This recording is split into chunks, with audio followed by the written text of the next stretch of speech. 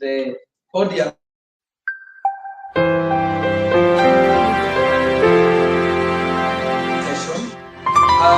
Because I know her very well, give her a grab. She'll feel better, and she's going to do a better job in the panel.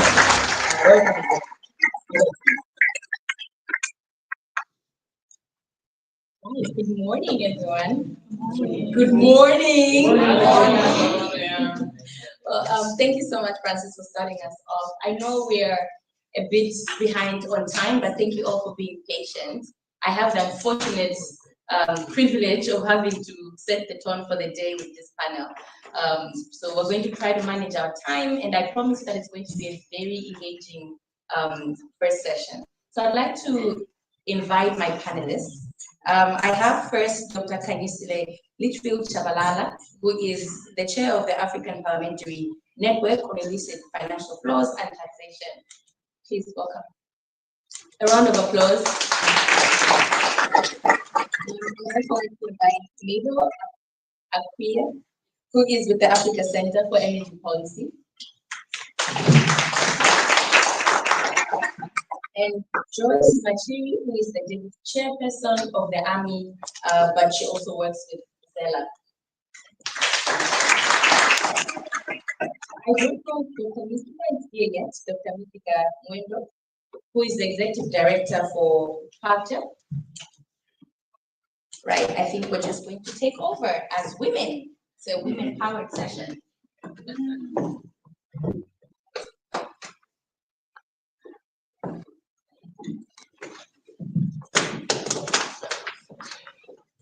So welcome, my panelists. This is the first session of the day, and we're going to be discussing whose future counts, and we're unpacking livelihood in the energy transition. Now, the last few Indabas, we have been talking about the energy transition, and clearly we are looking at the different facets of it. It's a very broad discussion. And in this one, I think yesterday we saw a discussion that said we want to understand the who in the transition. And so, as we defined who that demographic is, we also found that we could all identify in some way with that who in this discussion. And a crucial aspect of that demographic, defining that demographic, was understanding the livelihood aspect. The ability for people to be able to earn, to survive, and to thrive in the face of shifting energy landscapes. And my panel this morning is going to explore how we can ensure that that transition is just, inclusive, and beneficial to those that are most affected. We'll look at the role of fiscal policies, climate justice, and governance in shaping that fair transition. We'll see how parliamentarians can play a role and how we can think of strategies that center women, youth, and mining affected communities in decision making. So we hope to highlight the actionable solutions that can safeguard those livelihoods and drive the people-centered transition. And I'm going to start with Dr. Chabalala, who is the chair of the African Parliamentary Committee. I will invite you to introduce yourself and maybe a bit of background on the work that you do as you answer this first question. So as we discuss this panel, what concrete actions are parliamentarians taking to strengthen fiscal governance in the extractive sector to ensure that the revenues that we realize from critical minerals contribute to local livelihoods, especially being that you as parliamentarians are closest to the people, you have been placed there by the people. How and what role are you playing? Thank you. I have a disclaimer. I need to leave. We have a meeting with the Speaker of Parliament in South Africa at 10:30. We cannot be late. So I prefer to go first. I'll answer a question and just share my thoughts and run off. Sadly, I'm not here for questions. I think I'll start by saying parliamentarians are part of the nation. And for me, if as Africans we haven't really defined what just transition means for us, it means parliamentarians will not have a definition. And when I was asked to sit on this panel, I asked myself, what is it? I always ask myself, what is it that people haven't heard on this topic? Because I hate the regurgitation and repetition of things that people have heard. And I think the first thing that came to my mind was Who speaks Shona in the room and speaks it fluently? Thank you. What is just transition in Shona? And it should be as easy as in English, just 2 words, not 3 sentences. What is this transition in Shona?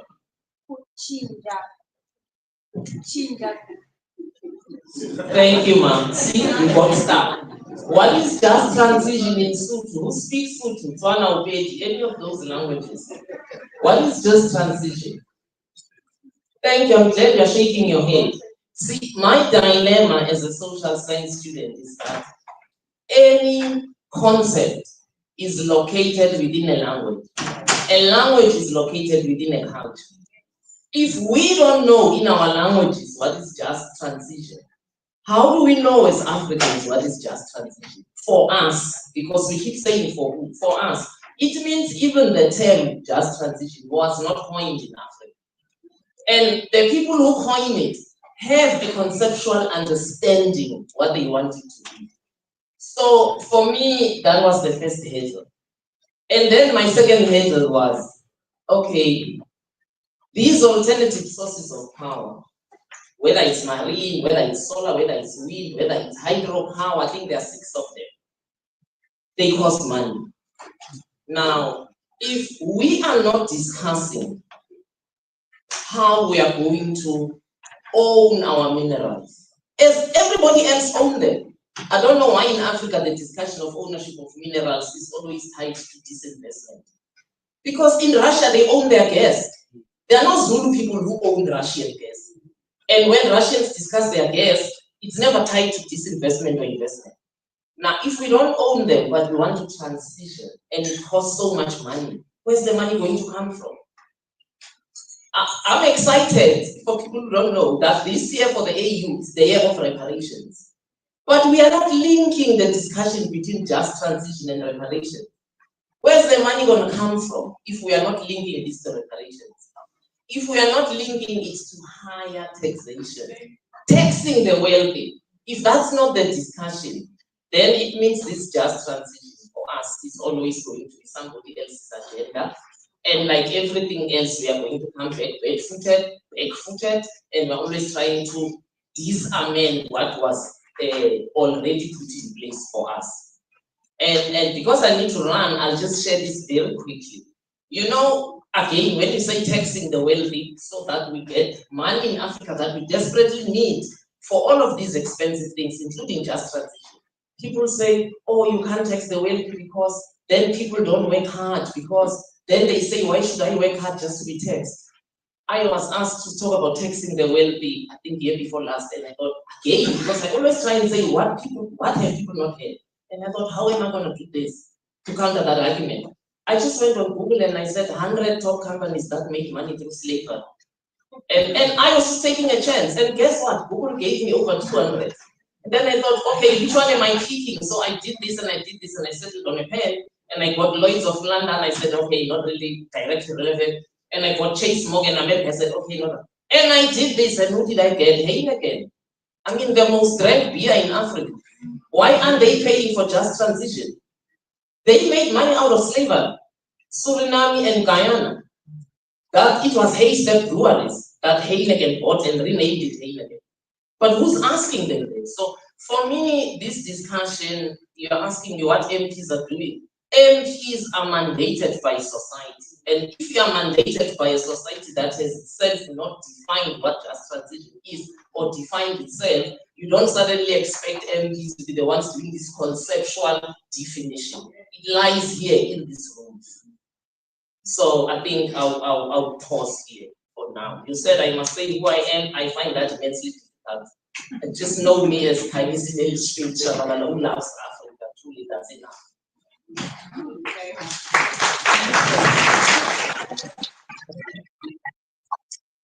We will have to release you. I don't know if there's one burning question or comments towards our submission that we can take. Chair, forgive me first. Yeah. There's a lady in the back, just one comment, and then she can respond.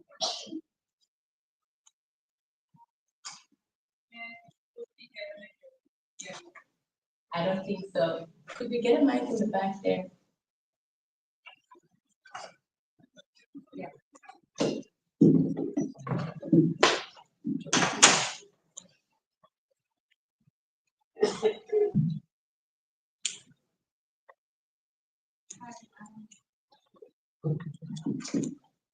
My name is Alicia Sina.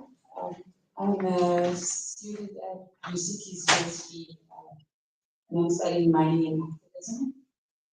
My question is, and I fully agree that as the people of the country, we have to find what the transition means for us. But what I'm not seeing is the mechanisms to enable us to come to consensus. Like we have the army, and this is like an African footprint, but within different countries, we're not establishing the forum. So yes, we have to lead and give mandate to our MPs and our politicians and our governing bodies, but we're not creating the spaces for that to happen in a meaningful way that is beyond these almost niche collections of humans who are very passionate about this, but beyond that, in the general public, how do we create those forums so that we can define this meaning? I only have space for one question. With permission, can I take one more?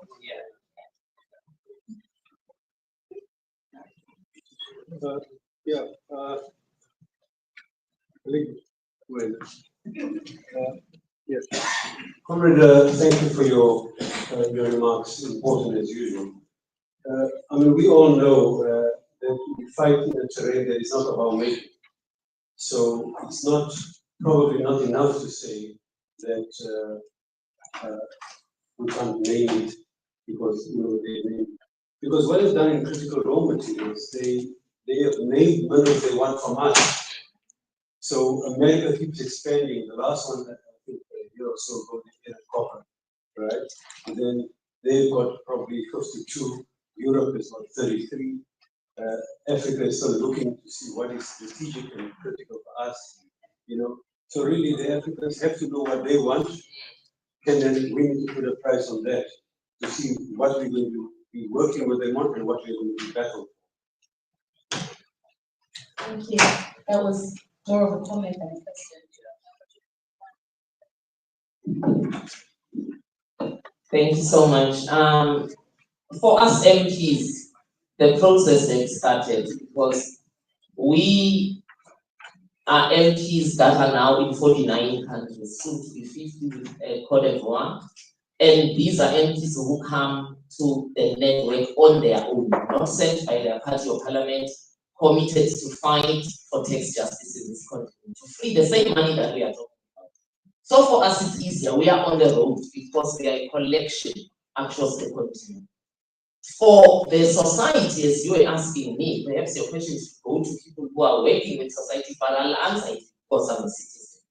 See, academia in Africa fails us sometimes. Because the conceptual understanding that I'm talking about, it should be academia that's leading. But then again, even in that academia, how many of us actually, when someone says, I'm doing a BA in school, how many people say, well done, you've done well? What do we say to those people? We say useless qualification. So if we don't encourage our languages to get on the map, so we can decipher these things ourselves, then we're doing a disservice. But for those who are English speaking amongst academia, you should already have started, because academia is what leads society in conceptual understanding and definition. But if academia is there to sing the praises of government, then we're getting, if academia exists to attract funding, because this funding thing is a real issue. CSO thinks they're the only ones. Even universities are doing the same, by the way. They shut up because they don't want to be put in the list that is defunded because they are too radical. So I would say you are actually nicely placed at UCT, you guys, to start leading the discussion. Nobody should mandate a citizen on anything that benefits society. You can start it because it is in your spirit, and UCT is well known for research. So start that societal unpacking of what this is. Have the funding so you can do it. And I think for CSOs, what my brother shared is a reality. They decide these things. They even told us what are critical minerals and what they wanted to want from us. So I think as society, again, we need to say what is critical for us. I made a comment in one of the sessions yesterday. Why, as people, are we allowing the continuation of the mining of gold? Gold is a luxury mineral, by the way. About 15% of gold is used in industrial purposes, and I'm told even that 15% can be replaced by other metals. But you have been convinced that no gold, no marriage, isn't it? People think the best gold I wear is the best marriage I had. So you are also part of facilitating it. I always say it's funny how as people, we ask questions that sometimes the change should start with us. Is it worth the piece of gold on your finger? That the gold that underpays the miners, the degradation. Someone said we have how many gaping holes in South Africa? Over 2,000, something like that. Exactly.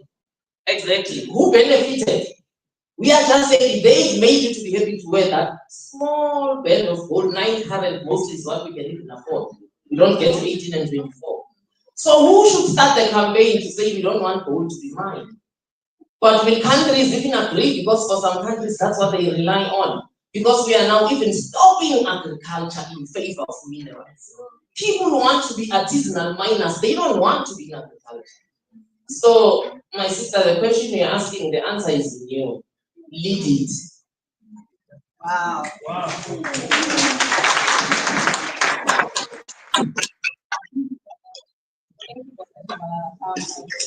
Yes, thank you so much. A round of applause.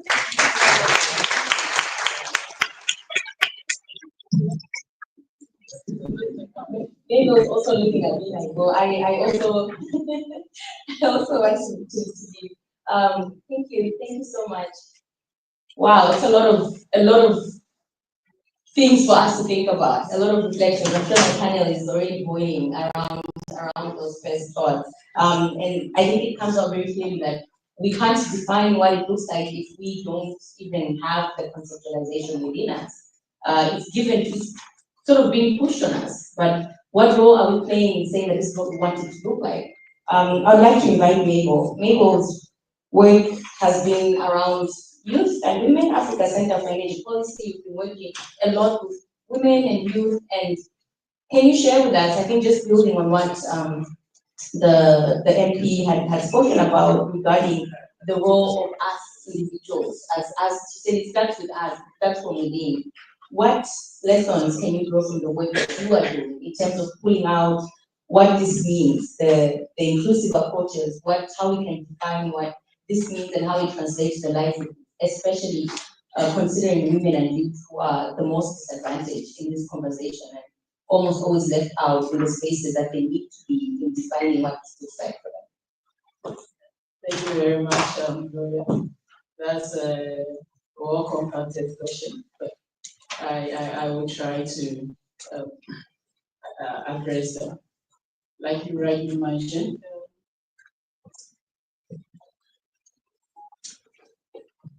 my name is Mabel Akwe from the Africa Center for Energy Policy. So I think we all understand the energy transition needs to be just. But from our perspective, for a just energy transition should be one that is transformative, and it should be one that addresses both energy and economic poverty. And that's why lots of our interventions or policy conversations, regardless of the level, even with the private sector, tries to distill the areas that are least focused.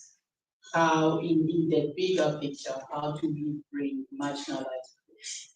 You mentioned youth and women. We also work to try to bring in even persons with disabilities. How do they benefit from it? How do people in our communities, women in mining communities, how are they integrated even in the mining supply chain to ensure that minerals development is equitably shared? All right. So it's good that the energy transition is focusing on building the low carbon economy, but there is the need to expand the conversation beyond emissions reduction.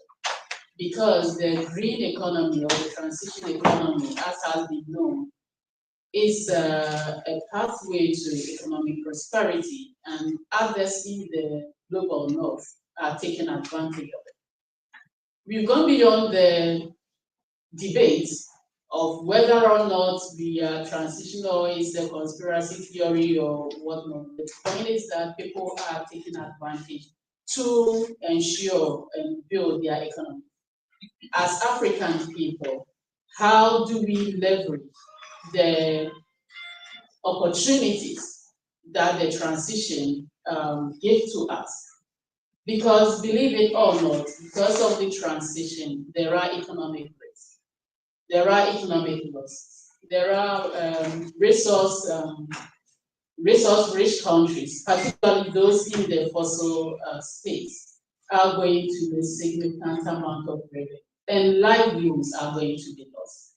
How do we position ourselves to rather look at the brighter side? That is the economic opportunities that this energy transition offers us, so that we create the enabling environment for our local businesses. We create that policy support for women-led businesses. We create that policy support for young green entrepreneurs to also identify and unlock these opportunities to thrive in their various endeavors. So one of the ways we can do this is one, localizing. We've been talking about value addition, adding value to what? We all understand that we are pressed with challenges in terms of financing, because to add that value, you need money to do that. A study that we did, if you are looking at building an integrated value chain for solar value chain, to produce just 1 gigawatt of solar from mineral extraction to the production of solar cells and all that will require about $900 million. We are in this room. Tell me which country has that amount to invest without affecting other social sectors of the economy. So it means that we do not have that financial capacity. And when it comes to skills, we may not have that level of advanced technologies to add that value. Meaning that adding value, yes, but it has to start from somewhere. And that is where we can actually make the livelihoods of our people matter. The point is that what do we have? What are our existing local technologies that we can leverage on to ensure that there is that in-country, in-country value building and in-country technology production that can serve the needs of our people? I'm talking about contextualizing the energy transition here. Because if we are looking at this, so I already mentioned the cost. So it's difficult. Of course, there are ways around this through regional integration and collaboration across the country. But the low-hanging ones that we can easily do in country and retain the value, because our ability to retain the value is where our people can stand to benefit by drawing the various economic linkages. We've been working on ethanol, for instance. We are trying to see how we pick ethanol because we believe that it has this local existing expertise. So we can actually produce the ethanol cook stoves here in Africa because we already have local artisans, local fabricators who can do that. We may not be able to produce a green turbine, but we can produce an ethanol cook stove. So why do we don't come up with policies that will support local artisans in the production or fabrication of an ethanol-based cook stove that our own people can use? In my country, and I'm sure the story is not different from other African economies, when you look at our carbon or greenhouse gas emissions, majority come from forestry and the wood growth and all those things. not industrialization. Meaning that if we even want to accelerate our progress toward net zero, we should be trying to address the issues of clean cooking, right? Because once we are able to address that, we are about 50% through our low carbon journey, our net zero journey. So whilst meeting global imperatives, we are creating jobs here, because we do not have to import the technology for clean cooking from outside. Then let the value be maintained outside. If we have our local artisans producing these technologies, the money stays here. We don't have to battle with forex. If again we are training our local industry, we are supporting our local businesses in the production of the ethanol fuel. Currently, the ethanol fuel we have in our system, a lot of the majority are imported from Brazil. Kenya is lucky, they are doing well, but significant amount of them are from Brazil, meaning that we are creating jobs in Brazil, right? The job creation is retained in Brazil, is retained in the US. Meanwhile, we have local industries that are trying their best, but the issue of financing is impeding them. Taxation is impeding their business. And we have some of them closing down and also joining the import business. How do governments support them? We are collaborating with some technical universities to assess feedstock cultivation. How do we produce an efficient ethanol that is able to burn as effective as charcoal or wood fuel, to migrate our local economy from depending on dirty biomass to clean cooking? Because when we are talking about trends, a lot of the conversation is on fossil fuels. But our rural communities, they are not using LPG. They are not using how do you call it, all the things that the government is talking about. They are good, but affordability issue impede them. So if we maintain the conversation at that level, we will migrate and realize that a lot of our rural folks have been left behind. And if we want to do a radical shift, that everybody must move to say LPG or electricity, which they cannot afford, we should bear in mind that the charcoal and the wood fuel value chain is dominated by women. So that comes back to the livelihood issue. For them, wood fuel and charcoal is not just an energy access issue, it's a livelihood matter. So saying the person should migrate is migrating and eat what? Which money do I use to buy the food to cook on your LPG stove or your electric cook stove? So there should be a replacement. And we believe that the ethanol that was using the ethanol approach or any other localized approach is offer alternative in terms of it will help people to ensure a just energy transition to clean cooking, leaving no one behind, our rural folks behind. And at the same time, find a way to integrate these women and youth who dominate the charcoal and wood fuel value chain into the ethanol value chain. How do we do this? For instance, unlike electricity or LPG, is capital intensive. It is setting up an LPG gas station. Local individual, even those in the urban, you cannot afford that. It's pure capital intensive. But with the ethanol value chain, we can have a way of simplifying the supply systems such that our charcoal sellers with their little capital can be suppliers of the ethanol. This will address the issue of availability. In my country, the government is struggling with the penetration of LPG because aside the affordability issue, there is also the issue of availability. The private sector government wants to work with to ensure the penetration of LPG does not find setting up in rural communities profitable. Because how much would they demand? And the rural folk too, even the cost of transportation to move from one point to the other point to access it is also another inhibiting challenge. So we believe that if we want to have a just transition, it should be one that is localized, adopting local technologies, one that offer alternatives and affordable one to be precise.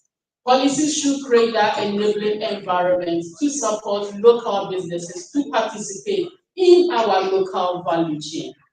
We should undertake specific technical capacity training to support our women and young green entrepreneurs with the requisite skills to be able to participate in the local value chain without relying on importation of technologies or of the input that is required.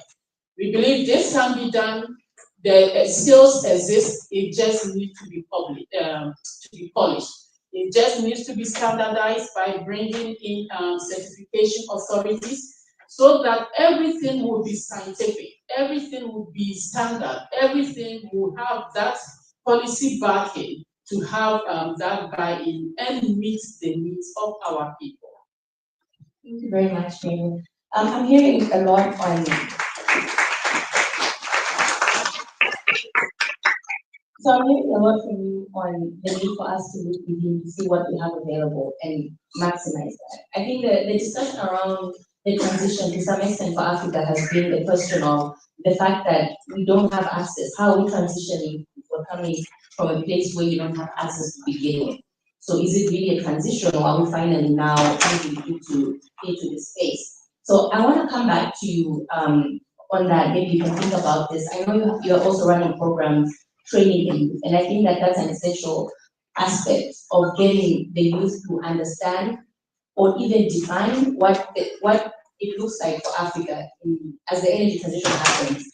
How does it look like for us, considering where we're coming from? Is it a leapfrog? Is it about coming up with innovations? And if that is the case, if we're building these skills, if we're building these new pathways for us, how do we mobilize the resources for that right now? And consider the global dynamics right now, what's happening. There's a lot of things happening, and we're talking about how much would be needed for us to even think about investing in some of this technology. How do we work towards that? And I'll give you some time to think about that. I'll move on to Joyce for now. So Joyce, I mean, obviously, you know, there's also going to be a lot of involvement of mining communities as we look at the transition of minerals. Please tell us a little bit about Zimbabwe and the role that Zimbabwe is playing in terms of the transition, and also how you think that mining affected communities can be more meaningfully engaged as we look into supporting the transition, whether it's in terms of national, but also at regional and global level. What is happening in Zimbabwe? How are you working with communities to get them more involved to make sure that their livelihoods are protected?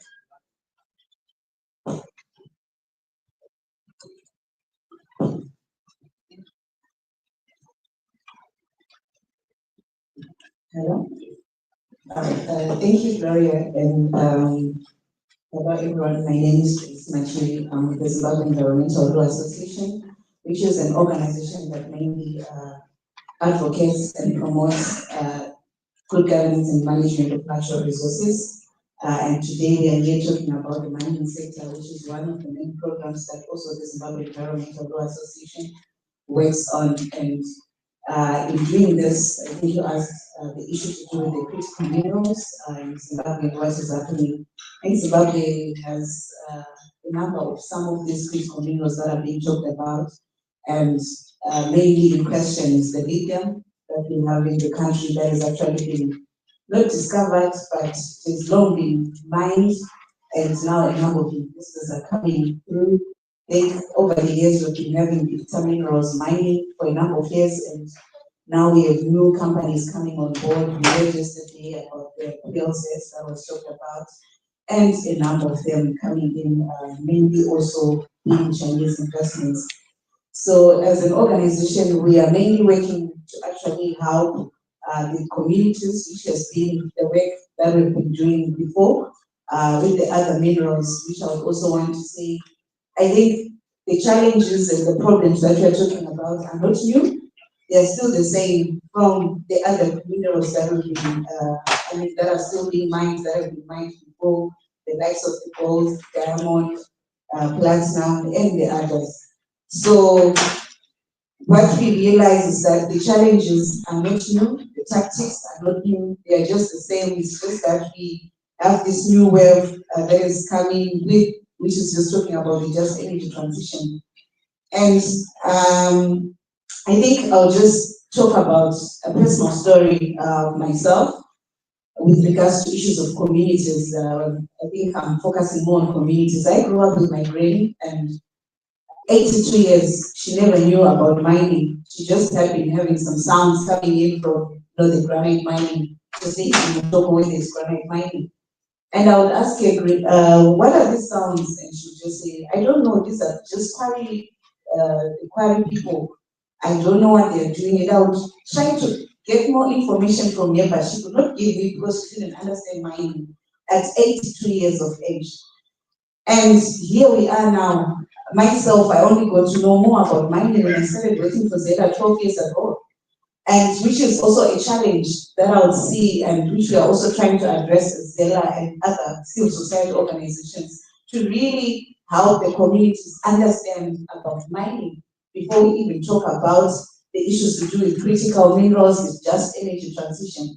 So for me, it's first more on giving knowledge to the communities to understand what really is mining before we even talk about the critical minerals.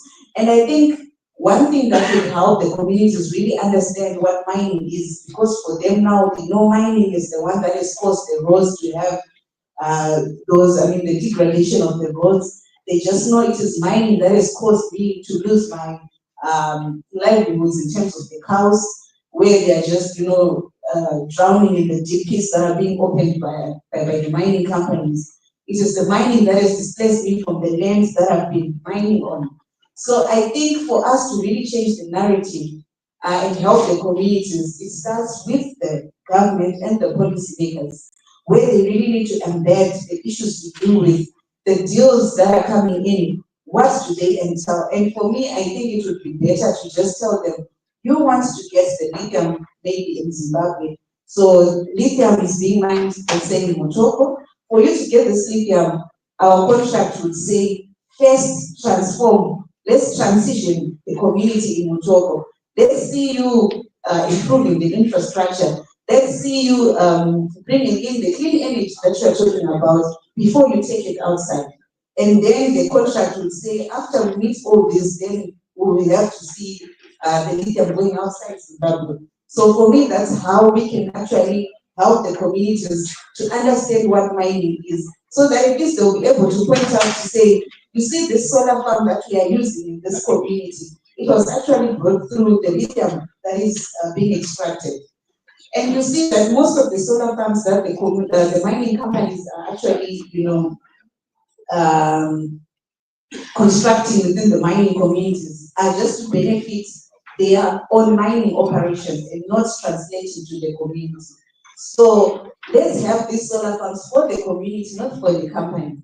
So I think the issue to do with communities meaningfully participating actually stems from the issue to do with the laws and regulations that are being put by the government. So we need to reform these laws so that they work for us.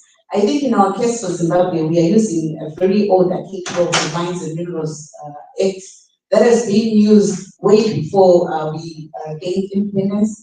And you'll find that it was mainly favoring the people who were mainly extracting and also who had colonized Zimbabwe. But now we have the change in leadership, but the policy has not yet changed. So it's still the same. It's just the hands that has changed, but the policy is still the same. So let the policies actually be able to promote issues to do with how communities can actually clearly benefit, including issues of free, prior, informed consent and the like within the policies. And I think one thing that we've been working also as an organization, and what I would recommend for communities to actually really participate within the discourse that we're talking about, is the issue to do with transparent and inclusive consultation processes. you see that consultation processes are said to be done, and we have a number of cases where this has actually been happening in Zimbabwe, where actually one person is consulted, the companies come through and consult maybe chief or one person within the community, and they say they have done consultations, but these are not really transparent and inclusive. So why don't we put in place measures where actually everyone in the community really understand? And I think she has been talking about translating some of these documents that come through the community. Some of them they do not even understand what is being entailed. Even if they are to say the contract just to go out, they don't understand what is in that contract. So why don't we have them put in local languages? We have the environmental impact assessments. It's just a very huge document, which even myself, I can't even really articulate. So why can't we have this simplified and put in local languages so that the communities will be able to understand? I'll also give an example at some point. Environmental impact assessments report by a company, certain company in Zimbabwe. And this was put in a national newspaper, which is not accessible to the communities.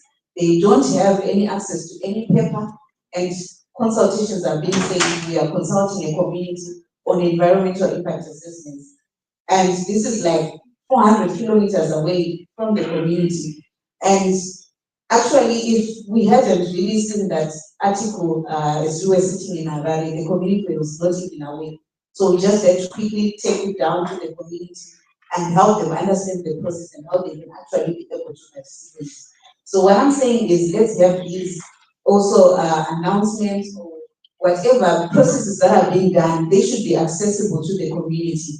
They should be there within the community halls. Communication should actually be able to translate through to every community who is living in the community so that they will be able to participate in the process. I think the other thing I would talk about is actually to have strengthened the oversight of communities living within the community groups, the community mining communities. So you find that most of the communities, like I mentioned earlier on, they do not know and understand what is happening in mining. So once we give them information to understand about the aspects of mining, we also strengthen their capacity to be able to monitor some of the activities that are happening. Independent community monitoring is very important and key, so that they'll be able to actually gather information. Some of the things that the mining companies are committed to do, they are not even doing that because they don't have that oversight. And the communities are not aware of some of these processes. So if they are able to monitor these commitments that they would have committed to do within the community, then they will be able to engage the companies and also take part within the community areas. So that's what I would also recommend. And I think the other meaningful community participation would actually be the issue to do with engaging the communities and also having them as any advisory boards that are actually happening. We are talking about the environmental social governance aspects. And this is mainly being talked about at the level of the companies. But can't we have a seat for the communities to be able to also monitor and also sit within those bodies so that they can actually be able to have that oversight and understand what is happening? I think lastly, as I am contributing to this, there's also, I think, some of the initiatives that are coming through in Zimbabwe. We have what we call the responsible mining audit, but this is being ministered by the government. And for us, when I'm talking about having communities actually sitting in some of these initiatives being put by government, it would also be good for actually having communities to sit and also take part within those responsible mining audits to say, okay, we are auditing a company in our community. This is what is happening, and also they provide their views not only to be a government responsibility, so that we are also having these companies to account, and also it's being done in a transparent way. Thank you. Thank you very much, Joyce. The example of the impact assessments just reminded me of an experience that we had in Malawi as well. So a lot of companies, because they take advantage of the fact that communities do not have the knowledge, they would use some of the actions that are required from them by law in the environmental social management plans and pass them off as corporate social responsibility. So now the communities have to be thankful to these companies instead of them considering the fact that this is something that is required from them to mitigate the impact. that the activities would have on those communities. And I think just reflecting on that, it's really important for us to ensure that communities do understand the processes in the mining life cycle. They should know what stages are required to hold companies accountable, where they can intervene and bring in their own demands, and then how they can follow up on those things. And maybe that's where everybody in this room will be able to play a very critical role in facilitating those platforms, those opportunities for engagement, but also that information. But thank you so much for sharing those experiences from Zimbabwe. I'm aware that we're running out of time, and I know you're still sleeping on that question that I asked earlier, but what I'd like to do is maybe invite questions. I would love to hear comments, but right now, can we get questions first so that we can utilize this very competent panel that we have to respond to those? I'm going to take one from each section. So I acknowledge the one hand there, and I acknowledge the other hand here. I don't see a hand that side, so I also acknowledge your hand, ma'am. If you're asking the question, please just go straight. I thank you, panel, for being amazing. I've already thanked them. But please, if you can direct it to a particular panelist, if you can. If not, then just mention that it's open-ended. All right, I'm Francis from Oxford. I have a question for Linda. Two questions actually. The first one really is just to say that the whole conversation around the energy transition, there's often the tendency to have it in a more narrow perspective, such that we only focus on critical minerals. So I'm really excited that you brought up the other aspect of it, because it's quite a wider issue to discuss. Now, I just wanted to hear a comment around the conflict between the feedstock that is coming, for instance, from the agricultural sector, as opposed to the food security priorities that we have, such that you have many people saying, look, if we have to really develop and strengthen an ethanol industry, oftentimes there is the risk that you are putting our food security at risk, right? Because, for instance, we're using feedstock, say, from maize or whatever, when you have a lot of people who are struggling. So I just wanted to hear your comments on that, on how we're able to really balance, some of these nuances that are important to take care of. Because remember, we're also a hungry continent. So we need to be able to see how to balance it. So just to give you a comment on that. The second thing is the point that was raised about the policy enabling space. I think it's a really crucial one. But just also to hear, if we were looking at the role that the continental institutions, who are crucial for creating that blueprint pathway for us to try in respect of the energy transition. Take, for instance, the MDC.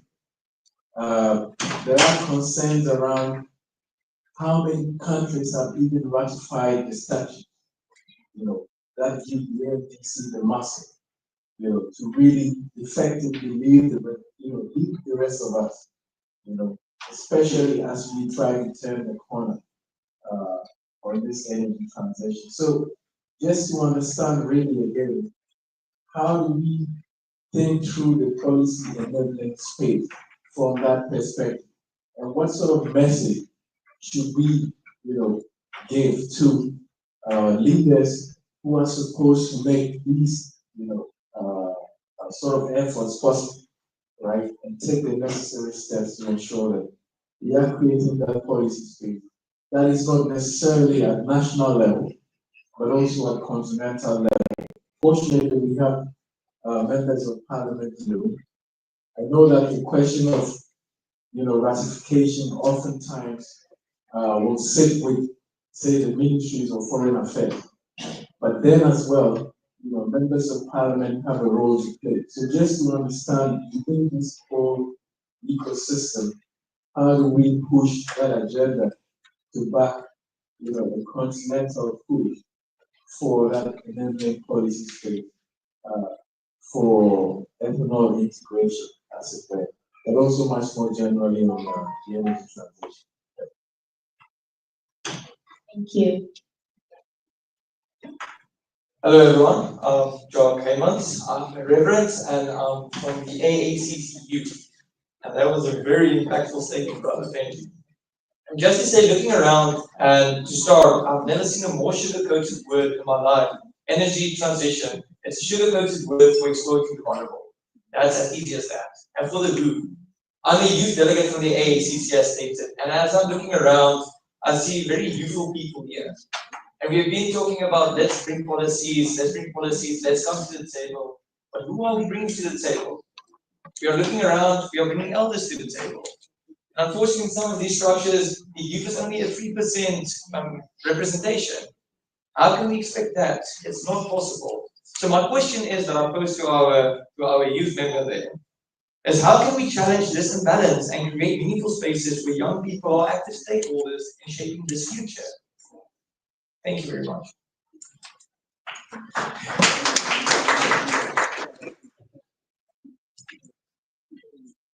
Awesome. Okay, all right, so there was one more question on that end.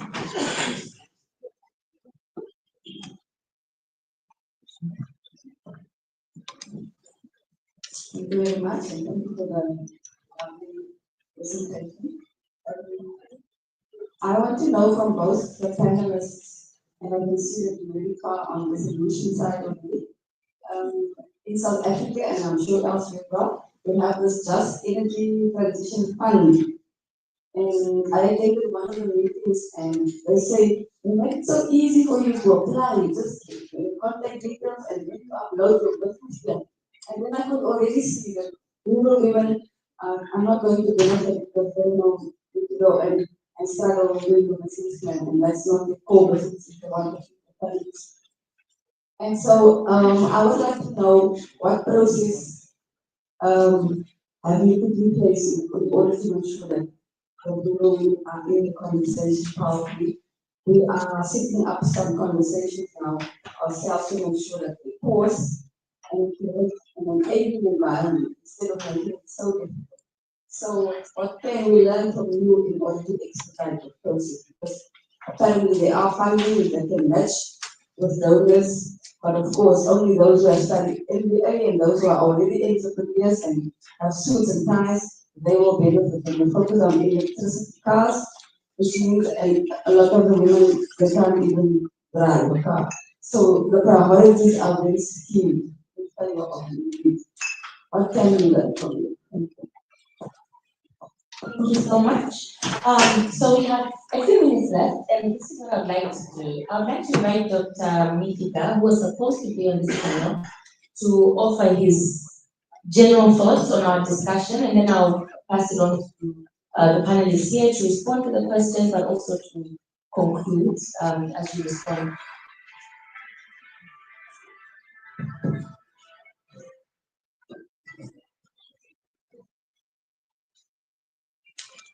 Is Dr. Mithika here? Yeah. Sorry, Margarita. Sorry, I came late and I was not able to join the panel. No one guided the introduction. The subject matter